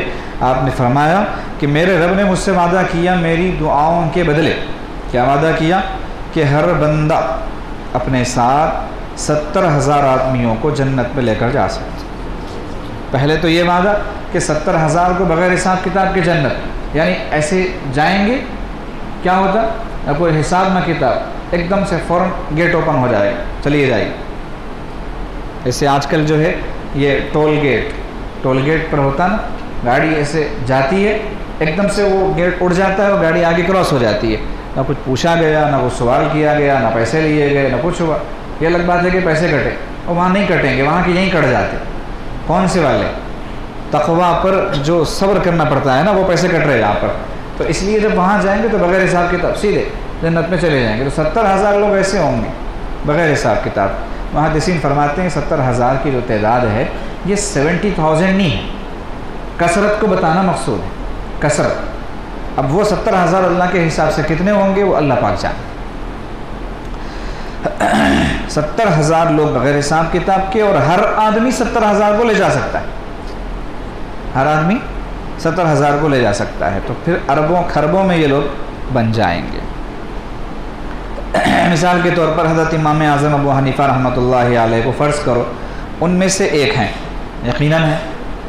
اب ان کے ساتھ 70,000 کی اجازت ہوگی، تو جو پکا حنفی ہوگا نا اس کو اجازت مل جائے گی۔ ارے بس انشاءاللہ میں تو پکا حنفی ہوں بھائی، کیونکہ مجھے امام اعظم کی تو فعل تو کم سے کم جنت میں جانا ہے۔ یہاں پر ایک دوسری بات یہ سن لو، اس پر یاد آ گئی، جنت میں جانے کی تمنا بھی اپنے بلبوتے پہ نہیں کرنا کبھی، ہم خود چلے جائیں گے، خود سے اپنی گاڑی میں بیٹھ کے خود ڈرائیو کرتے ہو، نہیں صاحب ہم کہاں اس کے قابل ہیں۔ ہم تو دنیا میں اپنے مشائخ کا سایہ مانگیں گے پہلے کہ اللہ ہم کو ان کے قدموں تلے جمع فرمائیے، ان کے قدموں تلے جمع ہو گئے تو وہ اپنے محبوب علیہ السلام کے قدموں تلے ضرور جمع ہوں گے، یوں تار سے تار جڑے گی اور جنت میں چلے جائیں گے۔ تو بھیڑ میں جو ہے کبھی نظر نہیں آتا، لوگ اگر جو ہے جگاڑ لگانا چاہتے ہیں، چانس مارنا چاہتے ہیں تو کیا کرتے ہیں؟ بھیڑ میں گھس جاتے، گھستے کہ نہیں؟ اب بھیڑ میں گھس کے پار ہو جاتے، پتہ نہیں چلتا کہ کون کدھر سے آگے نکل گیا۔ تو ایسے ہی ہمیں اپنے مشائخ کی بھیڑ میں گھس جانا ہے، ہم کہاں الگ سے جا پائیں گے، فرشتے روک لیں گے کون ہے کدھر، تو اس لیے ہم بھیڑ میں گھسیں گے۔ تو اس لیے دعا یہ کرنا کہ اللہ ہمارے مشائخ کے قدموں تلے جمع کر دیجیے۔ تو حضرت فرما رہے ہیں ممکن ہے کہ ہم پر بھی کسی بزرگ کی نظر پڑ جائے اور قیامت کے دن ہمیں بلا حساب کتاب جنت پہ جانے کی اجازت مل جائے۔ اب صاحب یہی سوچیں گے تو بزرگ کون ہے بھائی؟ ہاں، حضرت بھی یہی سوچ رہے ہیں، حضرت بھی یہی سوچ رہے ہیں، تو پھر ہم لوگ کیا سوچیں؟ سب ایسے ہی سوچتے ہیں، لیکن ہر ایک ان میں سے اس قابل ہوتا ہے کہ اللہ تعالیٰ اس کے طفیل ہزاروں کو جنت عطا فرما دیتے ہیں۔ اب جنتی لوگ جنت میں داخل ہو گئے، اللہ پاک نے سلام کر لیا، تو اب اس کے بعد کیا ہوتا ہے؟ چائے وائے پوچھی جاتی ہے نا، اس میزبان کو جو ہے لوگ برا بھلا کہتے ہیں جو پانی کو نہ پوچھے، ارے عجیب آدمی ہے بھائی، جا کے بیٹھ کے 10 منٹ ہو گئے پانی نہیں پوچھا، بخیل آدمی، بولتے کہ نہیں بولتے؟ تو اللہ پاک اس کی نوبت ہی آنے نہیں دیں گے۔ جیسے ہی آپ بیٹھیں گے جنت میں جا کر تو اللہ پاک کیا کریں گے؟ ایک روٹی دیں گے۔ کیا دیں گے؟ آپ بولیں گے یہ کون سی عجیب و غریب مہمان نوازی ہے؟ مہمان آتا ہے تو ٹھنڈا پیش کرتے ہیں، چائے دیتے ہیں، پانی پوچھتے ہیں، یہ روٹی کیا مل رہی ہے؟ تو اللہ پاک ایک روٹی دیں گے۔ آپ کو کیا پتہ وہ روٹی کیا ہوگی؟ کچی روٹی تھوڑی ہوگی، غصے میں بنائی ہوئی بیوی کی۔ تو خواتین سن رہی ہے نا بھیا، کبھی کبھی شوہر سے بدلہ نکالنا ہو کیا کرتے؟ کچی روٹی بنا دیتے، اس کا غصہ اور آگے بڑھ جاتا، پارا چڑھ جاتا ہے، اور واپس لے جاؤ اس کو، ناراض ہوتا ہے بہت زیادہ۔ تو وہ بیچاریاں کسی اور راستے سے تو بدلہ نہیں نکال سکتے، کچی روٹی بنا کے نکال لیتے۔ تو یہ روٹی اللہ کی ہے، ایسی ویسی روٹی نہیں ہوگی۔ اب اس روٹی کے ساتھ کیا ہوگا؟ سوکھی روٹی، تو بعض روایات میں یہ بات ملتی ہے کہ روٹی کے ساتھ مچھلی دی جائے گی، مچھلی دی جائے گی یا مچھلی کے کباب دیے جائیں گے۔ تو جب جنتی اس کو کھائیں گے نا، تو دنیا میں جتنے کھانے اب تک تھے، ہیں اور آئیں گے، جتنے کھانے، یعنی کھانے کا نام ان پر ہونا چاہیے، چاہے وہ فروٹس ہوں، چاہے وہ ڈرنکس ہو، چاہے وہ نمکین ہو، میٹھا ہو، سبزی ہو، گوشت ہو، کتنی چیزیں کھائی جاتی ہیں دنیا میں، ان سب کا مزہ وہ ایک روٹی میں آئے گا۔ روٹی کا ٹکڑا چبا رہا ہے، کہیں سے آم کا مزہ آ رہا، کہیں سے جو ہے جام کا مزہ آ رہا، کہیں سے وہ جس کو برگر اور پیزا پسند ہو تو اس کے بھی مزے آ رہے ہیں، کیونکہ اللہ نے وعدہ کر لیا نا سارے کھانوں کے مزے آئیں گے تو ان کے بھی آئیں گے، تو سارے کھانوں کے مزے آئیں گے اس سے ایک روٹی۔ ایک ہی چیز کو کھا کے آدمی مست ہو جائے گا بالکل، کہ اب کچھ بھی نہیں چاہیے۔ تو یہ جنت کا استقبال ہے کہ اللہ پاک ایک ایک لقمے پوری دنیا کے کھانوں کے مزے اس کو دیں گے۔ اب کھانا کھانے کے بعد تو سونا یاد آتا نا، کھا چکے مست ہو گئے تو اب پھر گھر ہونا ہے۔ گھر کیسا ہوگا؟ یہ مکان اللہ نہیں بناتے، روٹی اللہ بنائیں گے، لیکن جو گھر ہے نا جنت میں، جو گھر ہے وہ اللہ نہیں بناتے۔ حیرانی ہو رہی ہوگی آپ کو کہ جنت میں اللہ گھر نہیں بناتے، پھر کون بناتے؟ فرشتے بناتے ہوں گے؟ نہیں، ایسا نہیں ہے۔ جنت میں مومن اپنا گھر خود بناتا ہے، جنت میں مومن اپنا گھر خود بناتا ہے۔ یوں سمجھ لیجئے کہ اللہ پاک نے پلاٹنگ کی، اللہ پاک نے کیا کی؟ پلاٹنگ کی۔ اب گھر خود بناؤ۔ کیسے بنائیں گے؟ آپ کی دنیا کی زندگی بتائے گی کہ آپ کیسا گھر بنا رہے ہیں، دنیا کی زندگی بتائے گی کیسا گھر بنا رہے ہیں۔ اللہ پاک نے اس کے لیے ہنٹس دے دیے، بھائی مسجد بناؤ جنت میں محل بنے گا، عصر سے پہلے 4 رکعت نماز پڑھ لو جنت میں محل بنے گا، فلاں کام کر لو جنت میں محل بنے گا۔ تو اس طریقے سے بندہ جو ہے اپنے جنت میں گھر بنا سکتا ہے۔ حدیث مبارکہ میں آتا ہے جو انسان ذکر بیٹھ کے کر رہا ہوتا ہے، ذکر میں ہوتا ہے تو جنت میں گھر بن رہا ہوتا ہے۔ ادھر ذکر کر رہا، عصر سے مغرب تک اجتماعی مراقبہ ہو رہا، اللہ پاک کیا کر رہے ہیں؟ جنت میں گھر بنا رہے ہیں، آپ خود بنا رہے ہیں۔ وہ تو ذکر کرنا ختم تو مکان رک گیا۔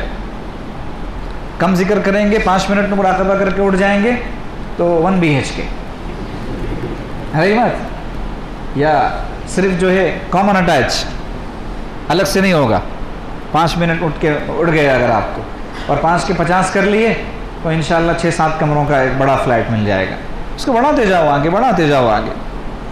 یہ عزم کرنا دنیا میں کہ پوری دنیا جب سے بنی ہے اور جب تک قائم رہے گی، سب سے بڑا مالدار جو آیا ہوگا یا آئے گا اور اپنا محل بنائے گا، اس سے 10 گنا بڑا محل میں بنائے بغیر دنیا سے نہیں جاؤں گا۔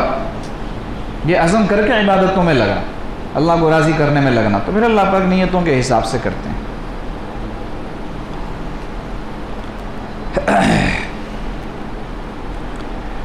فرماتے ہیں عورتیں دل میں یہ بات سوچ لیں کہ جتنا وقت تو مصلی پہ لگائیں گی، تلاوت میں لگائیں گی، نمازوں میں لگائیں گی، تسبیحات میں لگائیں گی، جنت میں مکان بنتا رہے گا۔ ایک سبحان اللہ سے جنت میں ایک درخت لگتا ہے، ایسا بڑا درخت کہ عربی نسل کا گھوڑا 70 سال اس کے نیچے دوڑتا رہے تو آخری سرے پہ نہیں پہنچے گا۔ عربی نسل کا گھوڑا آپ سمجھ نہیں سکتے اس کو، اس کو سمجھنے کے لیے آنکھوں سے دیکھنا پڑے گا، اس کی رفتار کو اپنی آنکھوں سے دیکھنا پڑے گا، کتنی تیزی کے ساتھ دوڑتا ہے اور کتنی پھرتی اور کتنی طاقت اس میں ہوتی۔ یوں سمجھ لیجئے کہ مرسڈیز اگر 200 کلومیٹر فی گھنٹے کی رفتار سے دوڑ رہی ہے تو ایک صحت مند عربی نسل کا گھوڑا 500 کلومیٹر فی گھنٹے کی رفتار سے دوڑ سکتا ہے۔ تو اتنی رفتار سے دوڑنے والا گھوڑا 70 سال دوڑتا رہے گا تو وہ درخت ختم نہیں ہوگا، صرف ایک سبحان اللہ کہنے سے وہ درخت لگتا ہے۔ تو اتنے بڑے بڑے درخت، تو اتنا بڑا ایریا ہوگا جنتی کا۔ یہاں سے ایک بات یہ سمجھ میں آتی ہے کہ اللہ کا ذوق یہ ہے کہ گھر بڑا ہونا چاہیے۔ اللہ کا ذوق کیا ہے؟ گھر بڑا ہونا چاہیے۔ کہ جو مرغی کے ڈربے ہم لوگ بناتے ہیں نا، پیسے بچانے کے چکر میں، بخیلی کے چکر میں، ادھر سے گھر میں داخل ادھر ختم ہو جاتا بیچارہ۔ واش روم تو ایسے ہوتے ہیں کہ اندر جاؤ تو ایسے لگتا ہے پنجرے میں آ گئے، نہ رائٹ ٹرن ہو سکتے نہ لیفٹ ٹرن، اٹھیں گے تو سر پہ چھت لگ جائے گی اور بیٹھیں گے تو زمین جو ہے آپ کی گود میں تو ہے ہی پہلے سے۔ آ رہی ہے سمجھ میں؟ ایسے گھر بناتے ہیں لوگ، یہ اللہ آگے ذوق کے خلاف بات۔ دیکھو اللہ پاک کتنے بڑے بڑے گھر دے رہے جنت میں، تو دنیا میں بھی بڑا گھر ہونا چاہیے۔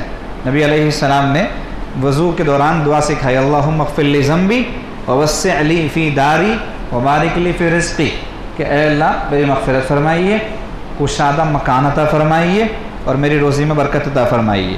محدثین نے لکھا ہے کہ کشادہ مکان سے کشادہ قبر بھی مراد ہے، کشادہ جنت بھی مراد ہے، اور دنیا میں کشادہ گھر بھی مراد ہے۔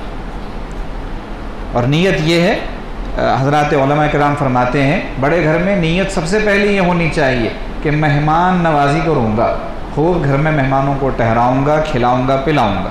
تو اس نیت کی برکت سے اللہ تعالیٰ بڑا گھر دے دیتے ہیں۔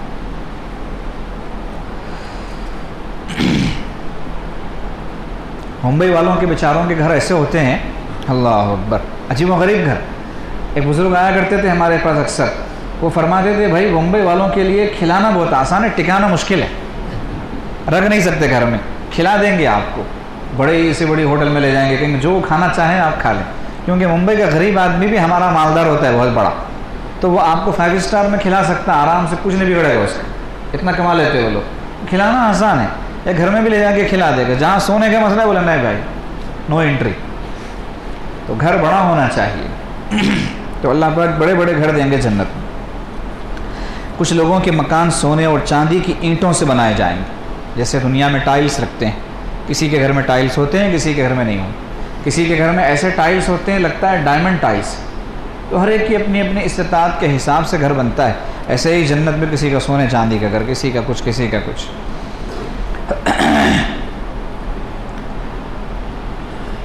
بعض جنتی ہوں گے جن کو اللہ پاک سرخ یاقوت کا محل عطا فرمائیں گے۔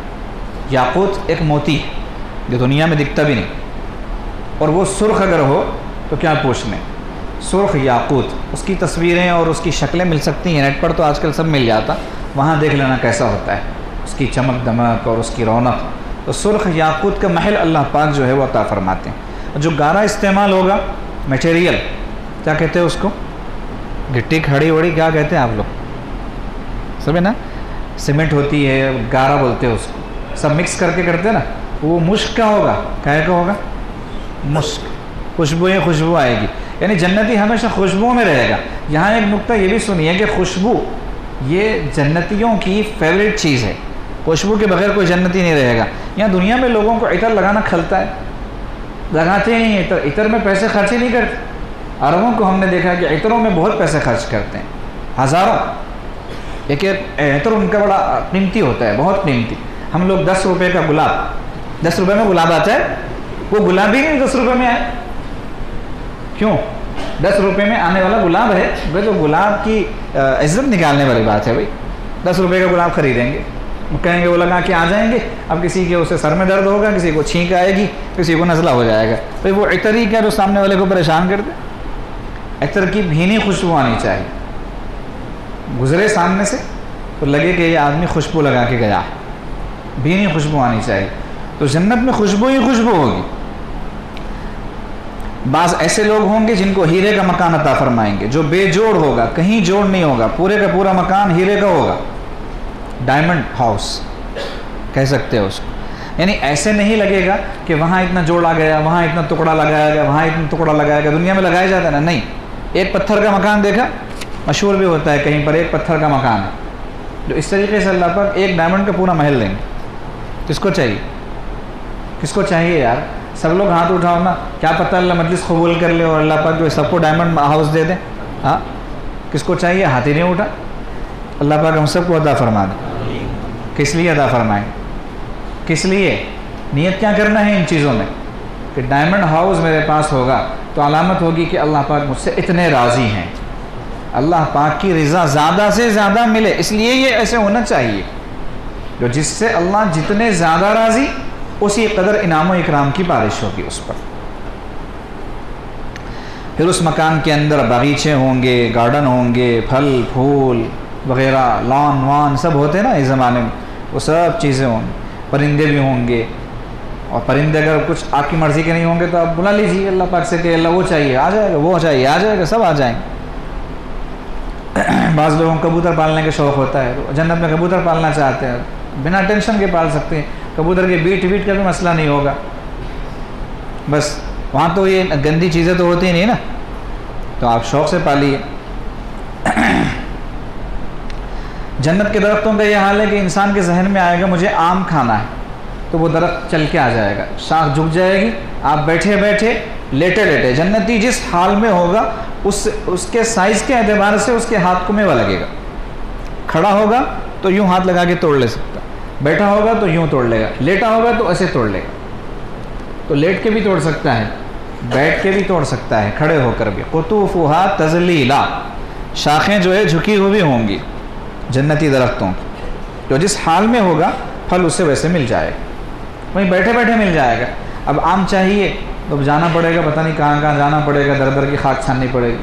لیکن جنت میں آم چاہیے وہیں مل جائے گا. آم کے ساتھ کچھ اور چاہیے وہ بھی وہیں مل جائے گا. سارے کے سارے ایک جگہ مل جائیں گے، ایک ہی چھت کے نیچے.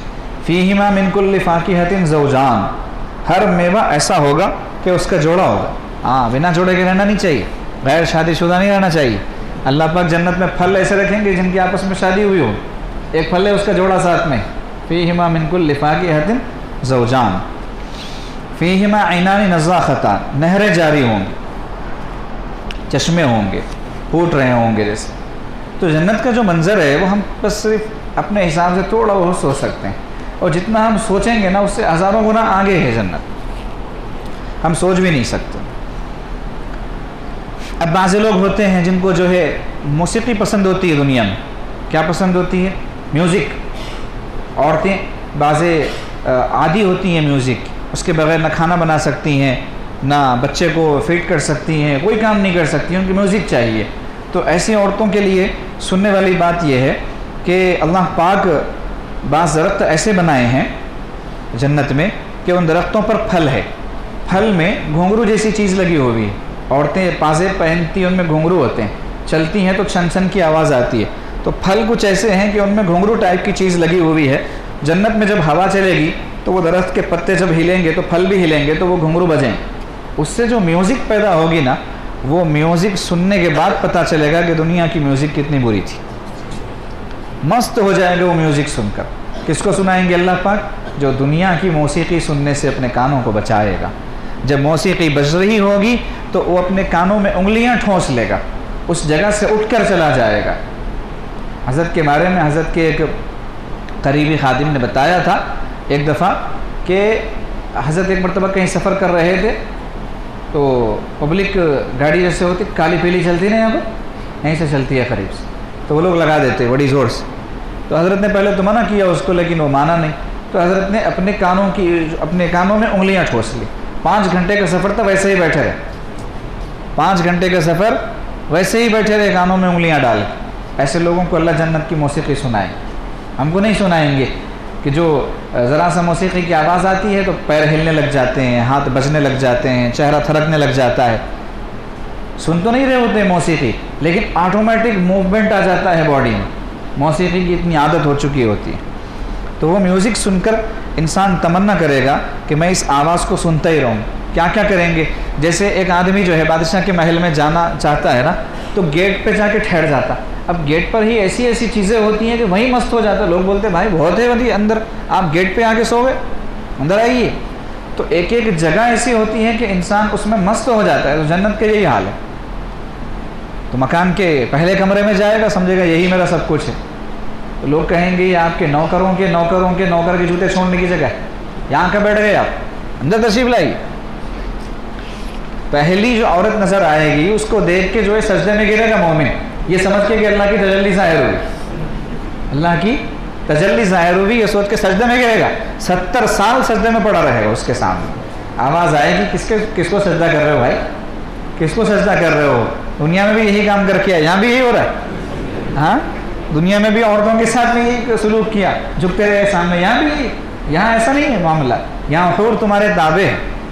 تو کہیں گے یہ تو جو تمہاری جو حور ہے نا, اس کو پنکھا جھلنے والی معمولی خادمہ ہے, صرف گرمی میں آئے گی, سردیوں میں بھی نہیں آتی. تو ایسے مذاق سے کہہ رہا ہے عاجز. مطلب یہ ہے کہ تمہاری معمولی خادمہ ہے حور کی, تم اس کے سامنے 70 سال سجدہ کیا, عجیب آدمی. تو یہ حال ہوگا جنت کا کہ آدمی اس کو سب کچھ سمجھے گا, بھی تو ابتدا ہوگی وہ. حضرت عباس رضی اللہ تعالیٰ عنہ سے روایت ہے کہ جنت کا گھر آسمان کے ستاروں سے بھی زیادہ چمکدار ہوگا. تو جیسے ستارے نظر آتے ہیں چمکتے ہوئے آسمان پر, جنتیوں کو ایک دوسرے کے گھر نظر آئیں.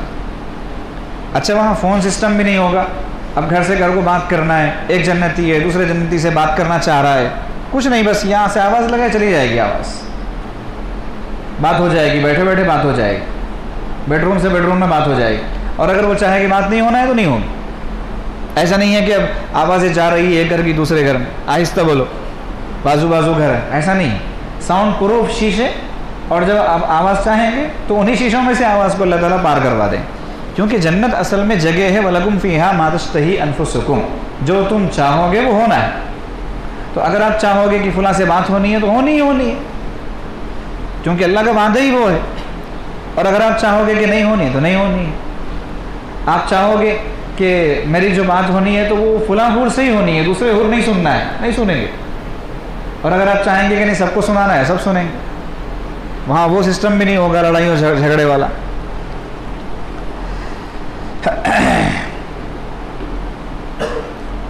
گھر کی ایک خصوصیت یہ ہوتی ہے کہ آدمی چاہے جتنے اچھے گھر میں رہے, جتنا عمدہ سے عمدہ اس کا فرنیچر کیوں نہ ہو, 1 سال 2 سال میں طبیعت اکتا جاتی ہے بار بار اسی کو دیکھ کے. تو وہ کیا چاہتا ہے, کچھ چینج, کچھ تبدیلی آنی چاہیے. پرانا ہو گیا فرنیچر. اب جنت میں کیا ہوگا سنیں. حضرت فرماتے ہیں کئی عورتوں کو دیکھا ہے کہ 1-2 سال کے بعد گھر کی سیٹنگ بدلتی رہتی ہیں. کبھی فرنیچر بدل دیا, کم از کم دل کی تسلی کے لیے شوہر صاحب نے کہا کہ نہیں فرنیچر کے لیے بجٹ نہیں ہے, سیٹنگ چینج کر دیتی. شوہر آفس سے آتا, وہ بیٹھ نہیں جاتا, وہاں کچھ اور رہتا. بولے کیا ہوا, سیٹنگ چینج ہو گئی دل کی تسلی کے لیے, وہاں بیٹھتے بیٹھتے بور ہو گئے, ادھر بیٹھ, کیونکہ آپ تو بجٹ نہیں ہے اس لیے نہیں لاتے بولے نا فرنیچر, تو ہم نے سیٹنگ چینج کر دی. تو کبھی کبھار عورتیں سیٹنگ چینج کرتی ہیں, کبھی فرنیچر چینج کر دیتی ہیں, کیونکہ ہر نئی چیز میں لذت ہوتی ہے. تو جنتی مکان کے اندر اللہ نے یہ خوبی رکھی ہے کہ میاں بیوی سو کے اٹھیں گے, بولیں گے یار یہ ڈیزائن پرانا ہو گیا ہے نا, اس کو نیا کر دیتے ہیں. کیسے, یہ ایسے وہ ویسے 5 منٹ میں ہو جائے. 5 منٹ میں ڈیزائن چینج, بستر بدل گیا, فرنیچر بدل گیا, ڈائننگ ٹیبل بدل گیا, سب بدل گئے. ساری پرانی چیزیں نہیں ہو گئی, صرف 5 منٹ میں ہو گئی. کیسے ہو گئی, لو بجٹ پہ, نہیں لو نہیں لیس بجٹ پہ ہو گئی, 1 پیسہ نہیں خرچ کرنا پڑا آپ.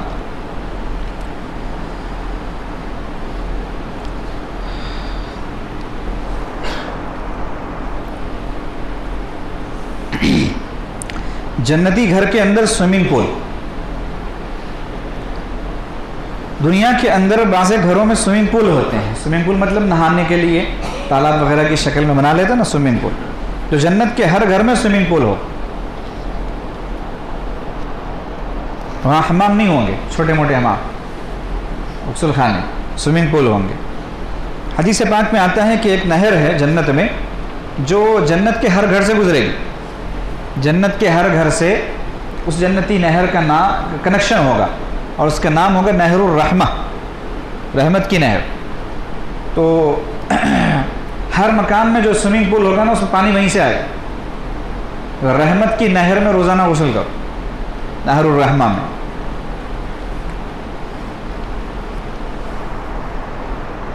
جنت الفردوس سب سے اونچی جنت ہے جس میں نبی علیہ الصلاۃ والسلام کی قیام گاہ ہوگی، آپ وہاں رہیں گے جنت الفردوس میں۔ ایک کا نام جنت عدن ہے۔ جنت عدن کی خصوصیت یہ ہے کہ اس کو اللہ نے خود بنایا۔ کیوں خود بنایا؟ آپ کو سوال پیدا ہوگا کہ جنت الفردوس خود بنانا چاہیے کہ اس کو محبوب کو دیا نا، جنت عدن کو کیوں بنایا؟ جنت عدن کو اس لیے اپنے ہاتھوں سے بنایا کہ جنتیوں کو جو دیدار ہوگا نا اللہ کا، وہ جنت عدن میں ہوگا۔ ایک ہوتا ہے دربار عام، ایک ہوتا ہے دربار خاص۔ تو جنت عدن کو ہے دربار خاص، سارے جنتیوں کو اللہ کا جب دیدار ہوگا وہ جنت عدن سے ہوگا، اس لیے اللہ نے اس کو خود اپنے ہاتھوں سے بنایا۔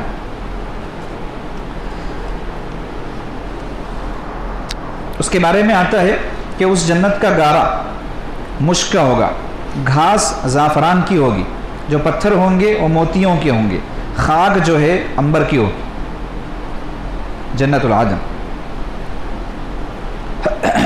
بیٹھنے کے لیے گاؤں تکیے لگے ہوں گے، مسندیں ہوں گی۔ مسندیں مطلب آپ لوگ دیکھے ہوں گے، سنگل سیٹ ہوتی ہے، نرم گادی بھی بچھی ہوتی ہے، اس پہ گاؤں تکیہ لگا ہوتا ہے، چاروں طرف سے گلدستے وغیرہ رکھے ہوتے ہیں، اس پہ جا کے تو چیف گیسٹ ہوتے ہیں بیٹھتے ہیں، اس کو کہتے ہیں مسند۔ کیا کہتے ہیں اس کو؟ مسند۔ تو جنت میں ایسی مسندیں ہوں گی، ان مسندوں پر جنتی ٹیک لگائے بیٹھے ہوں گے، سنگل سنگل۔ ایسا نہیں کہ ہٹو بھائی جگہ بناؤ، تھوڑا سا آپ جگہ بنائیے، ایسا نہیں ہے، ہر ایک کی اپنی اپنی سیٹ ہے، شان سے آئیں گے اس پہ بیٹھیں گے۔ اور کیسے بیٹھیں گے؟ آمنے سامنے، ایک دوسرے کے آمنے سامنے بیٹھے ہوں گے۔ ایسے تخت ہوں گے جن پر سونے کا کام ہوگا، اس طرح کا فرنیچر ہوگا۔ اب جب بیٹھے ہوں گے تو بیٹھتے ہی خدام آ جائیں گے، نوکر چاکر آ جائیں گے، طوف علیہم ولدان مخلدون، نوعمر بچے ہوں گے جو ان کے آگے پیچھے پھریں گے۔ جیسے جہاز میں بیٹھتے ہی جو ہے آ کے شروع ہو جاتے ہیں نا وہ لوگ، کیا چاہیے کیا چاہیے، تو ایسے جنت میں اللہ پاک کیا چاہیے کیا چاہیے، ان کو آپ جو آرڈر کریں گے وہ پورا ہو جائے، یہ چاہیے وہ چاہیے۔ ان کا نام ہے غلمان، غلمان غلام کی جمع ہے، نوعمر لڑکے۔ وہ ایسے ہوں گے جیسے چمکتے ہوئے موتی ہوتے ہیں، خوبصورت خادم ہوں گے۔ خوبصورتی انسان کو پسند ہے تو اللہ پاک اس کا خیال رکھیں گے۔ تو جنت کے خادم اگر موتیوں کی طرح خوبصورت ہوں گے تو جنت کے وارث کیسے خوبصورت ہوں گے، سوچ اندازہ لگائیے۔ جنتی برتنوں کی جو خوبصورتی ہے، اللہ فرماتے ہیں بِأَكْوَابٍ وَأَبَارِيقٍ، پیالے ہوں گے اور اباریق ہوں گے۔ اباریق جمع ہے ابریق کی۔ دنیا میں سمجھنا ہے تو بدنہ بھی کہتے ہیں اس کو، تھوڑا سا گاڑی اردو میں بدنہ، بعد میں وہ لوٹا ہو گیا، ایسے پکڑنے کے لیے جو ہے اس کو ہینڈل ہوتی ہے اور خوبصورت ہوتا ہے وہ، اس کی ٹونٹی بھی ایسی ہوتی ہے، بہت اچھی اسی ہوتی ہے۔ اب کیسے سمجھائے، اس کو دیکھا ہوگا نا بہت سارے لوگوں نے، عرب لوگ چائے وغیرہ ڈالتے اس میں، تو وہ بدنے وغیرہ ہوں گے اباریق۔ تو اباریق کیوں کہا اس کو؟ اباریق ابریق کی جمع ہے، ابریق نکلا برق سے، بجلی کی طرح جیسے چمک ہوتی ہے نا، چمک ہوگی ان میں، آنکھیں خیرہ ہو جائیں گی ان کو دیکھ کر، ایسے چمکیں گے وہ۔ جیسے برتن پرانا ہو جاتا ہے تو اس کو قلعی کراتے ہیں، چمکاتے ہیں نا، تو اللہ پاک نے انسان کی فطرت کو ملحوظ رکھا، تم کو چمکیلے برتن چاہیے، میں بتاتا ہوں تم کو چمکیلے برتن کیسے ہوتے ہیں۔ تو وہاں ایسے چمکیلے برتن ہوں گے کہ ان کی چمک کبھی ختم ہی نہیں ہوگی، ہمیشہ شائننگ ہوگی ان پر۔ جنتی دسترخوان کی حسن ترتیب، ایسے برتن ہوں گے کہ وہ ابریق والے ہوں گے، وکأس من معین، اور جام ہوں گے، جام کے اندر مشروبات ہوں گے، ڈرنکس ہوں گی۔ جام کا مطلب ہوتا ہے جگ، جار ہوتا ہے نا، خوبصورت خوبصورت جگ ہوتے ہیں، اس میں جو ہے مشروبات ہوتے ہیں۔ یہ جو ترتیب ہے نا اللہ کی عجیب ہے۔ پہلے کیا رکھا جائے گا؟ پیالے آئیں گے، خوبصورت خوبصورت پیالے، جگ، جار، اس میں ہوگا کیا؟ مشروبات، ڈرنکس ہوں گی۔ دوسرے نمبر پہ کیا آئے گا؟ دوسرے نمبر پہ آئے گا وفاکہۃ مما یتخیرون، میوے رکھے جائیں گے، فروٹس۔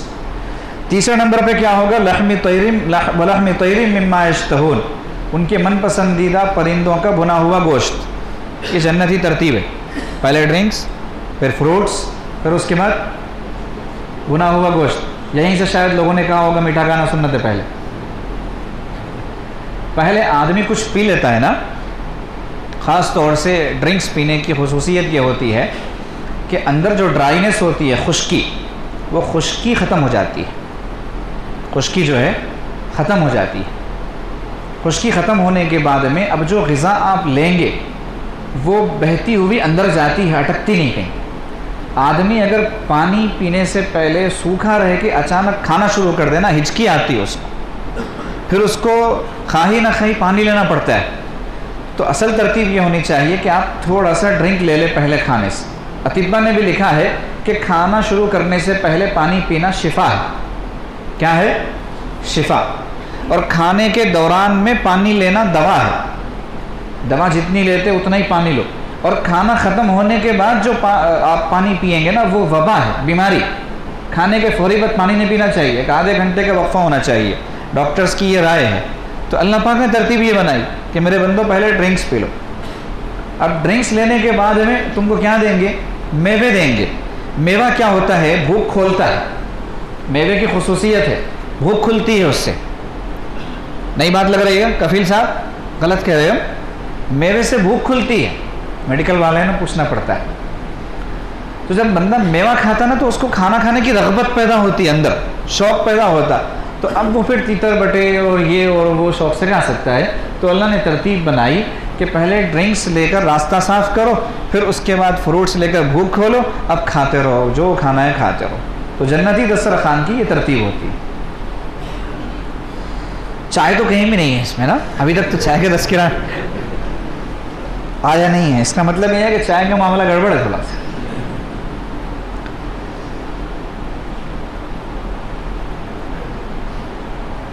حضرت فرماتے ہیں کہ ابھی سے آپ دسترخوان لگوانے کی پریکٹس ایسے ہی کر لیں گی تو اللہ تعالیٰ آخرت میں آپ کو اس سے محروم نہیں فرمائیں گے۔ خواتین کو فرما رہے ہیں کہ دنیا میں آپ یہی ترتیب اختیار کرو، ڈرنکس کی، فروٹس کی، پھر کھانے کی، تو انشاءاللہ آخرت میں بھی اللہ پاک آپ کے ساتھ یہی معاملہ کریں گے کہ میری بندی دنیا میں بھی یہ کیا کرتی تھی۔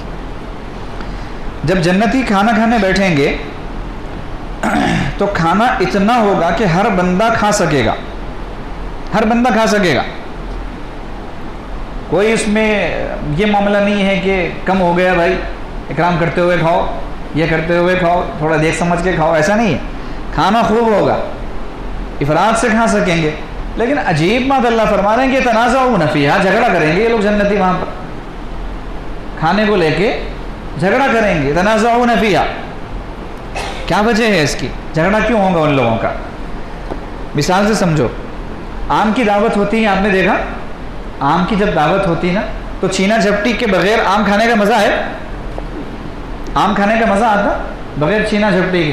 تو اس کی پلیٹ میں سے چھینتے، اس کی پلیٹ میں سے چھینتے، تو یہ وکٹر وہ ہو جاتا ہے جیتنے والا، اور اگر یہ چھین لے تو یہ فاتح بن جاتا ہے، تو پھر وہ گڈلیاں ایک دوسرے کو پھینک کے مارتے، انجوائے کرتے ہیں۔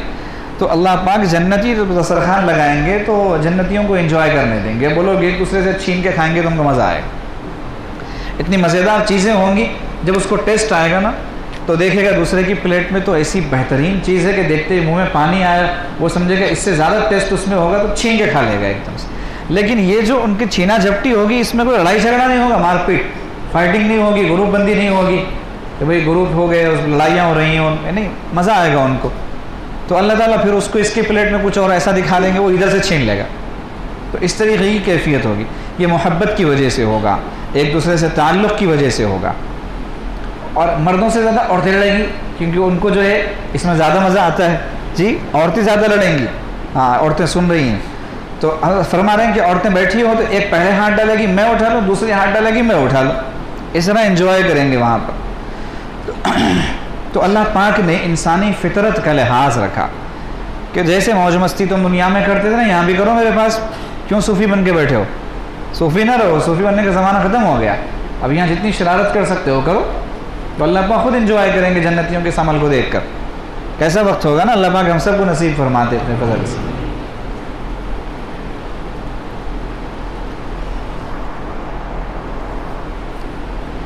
اور جب ڈکار آئے گی نا تو لوگ جو ہے ناک پر ہاتھ نہیں رکھیں گے اور ڈکار والے سے پریشان نہیں ہوں گے۔ بعض بیچارے اتنی زور سے ڈکار لیتے ہیں، ایسے لگتا ہے کہ جیسے شیر نے دہاڑا ہے اور پورے جنگل میں آگ لگ جائے گی۔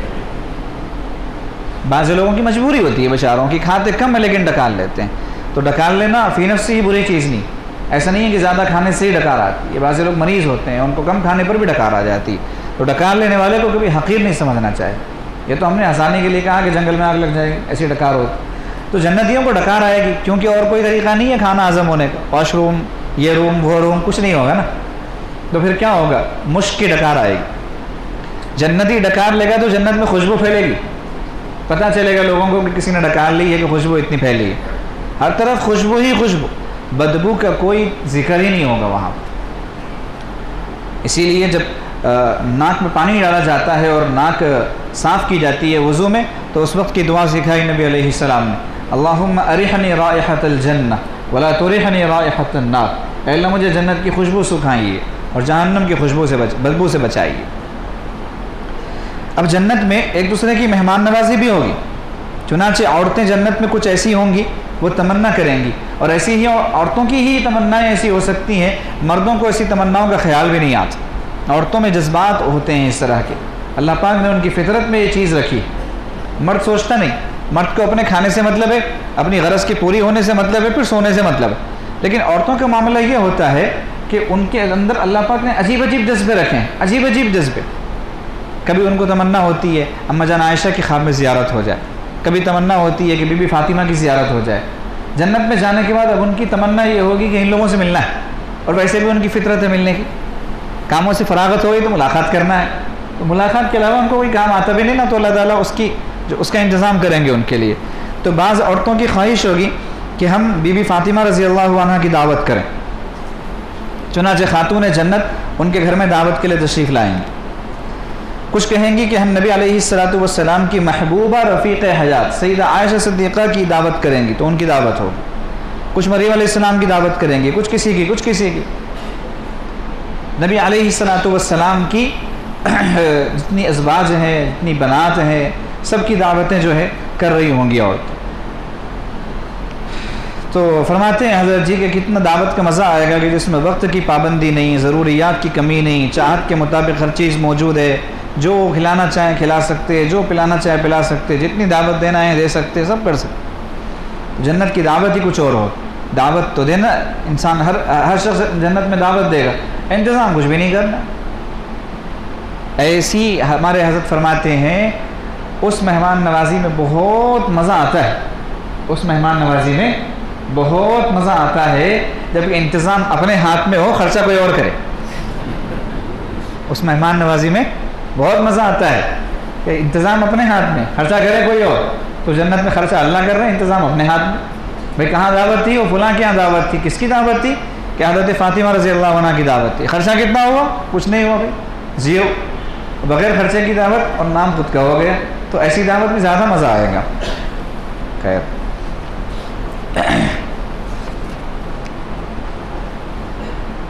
بس کر دیں اور سننا ہے، ان لوگوں کو کیا ہے، وہ تو آن لائن بیٹھے بیٹھے کھڑے کھڑے لیٹے لیٹے کیسے بھی سن رہی ہوں گی۔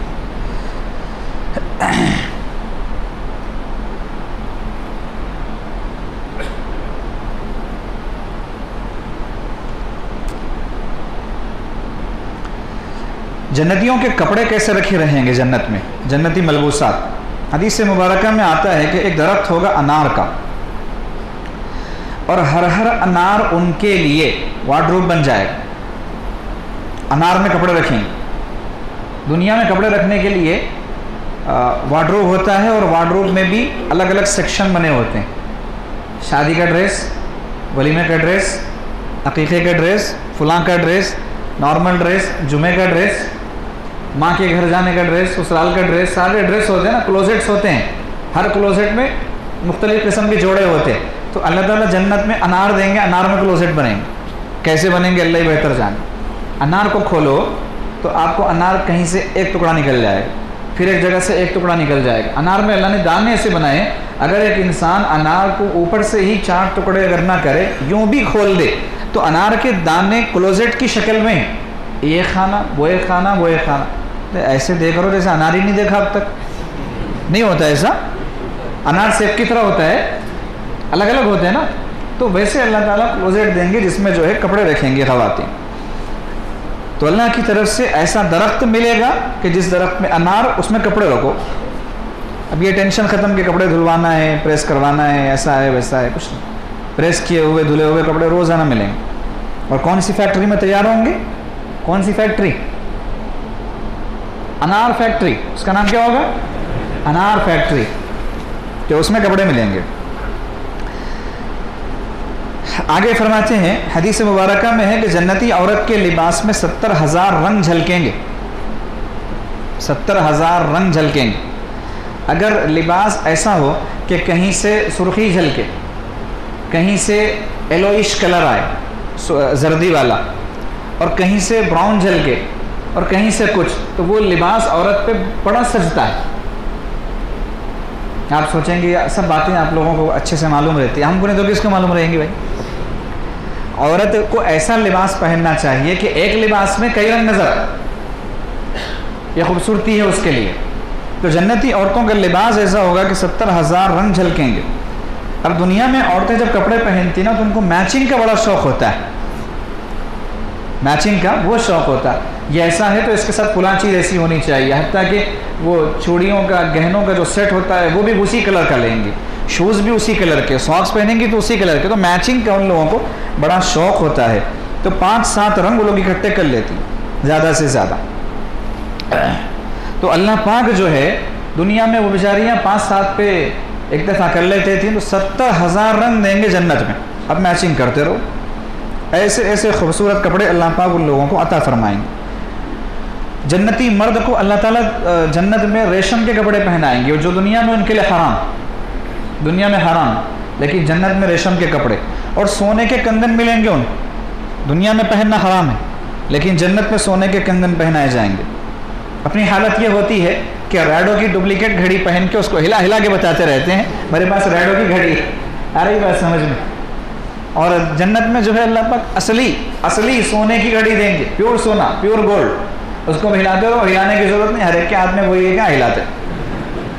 ہاں اگر تھوڑی دیر کے لیے خواہش ہو جائے کہ اللہ دنیا میں روزانہ رات میں جاگتا تھا، بقیہ لوگ سوتے تھے، تو پلیز 1 منٹ کے لیے میری گھڑی ایسی بنائیے کہ جنت میں کسی کی نہیں رہنا، تو بن جائے گی. لیکن اس کے لیے رات بھر جاگنا شرط ہے نا. رات بھر جاگیں گے تو اللہ سے کہہ سکیں گے.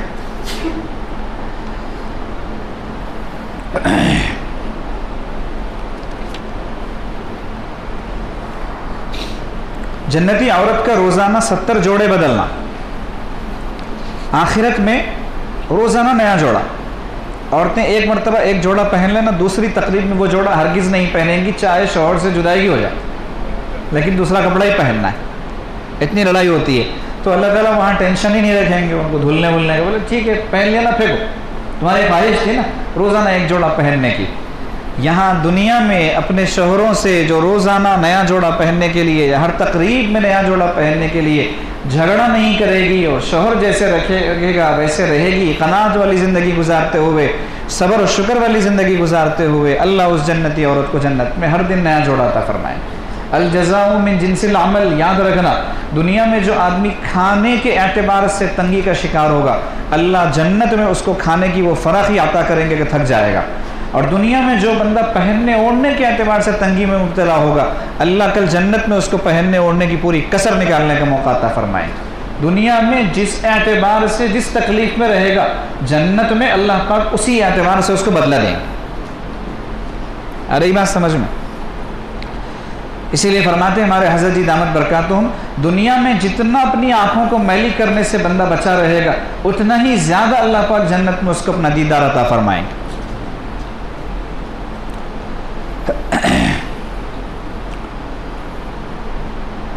ایک دن میں اگر 70 مرتبہ لباس تبدیل کرنا چاہیں تو بدل سکتی ہیں، اس سے زیادہ کا تصور نہیں. پہلے تو لباس ہی ایسا کہ 70,000 رنگ جھلکیں، اور 70 مرتبہ بدلنا چاہے تو 70 مرتبہ بدل سکتی ہے. بقیہ انشاءاللہ پھر اگلی نشست میں کرتا ہوں. اب آ جائے گی وہاں سے گزارشات کی. اگلا بیان جلدی ہونا چاہیے، کل تو نہیں ہوگا، کل علماء میں بات ہوگی انشاءاللہ.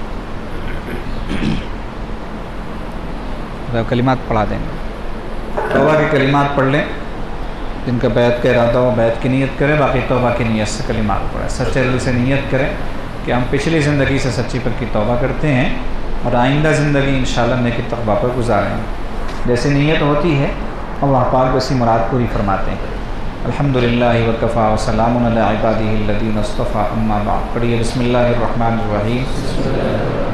لا الہ الا اللہ محمد رسول اللہ، آمنت باللہ وملائکتہ وکتبہ ورسلہ والیوم الآخر والقدر خیرہ وشرہ من اللہ تعالی والبعث بعد الموت۔ آمنت باللہ کما ہوا باسمائہ وصفاتہ وقبلت جمیع احکامہ، اقرار باللسان وتصدیق بالقلب، اشہد ان لا الہ الا اللہ واشہد ان محمدا عبدہ ورسولہ، استغفر اللہ ربی من کل ذنب واتوب الیہ برحمتک یا ارحم الراحمین۔ سبحان اللہ۔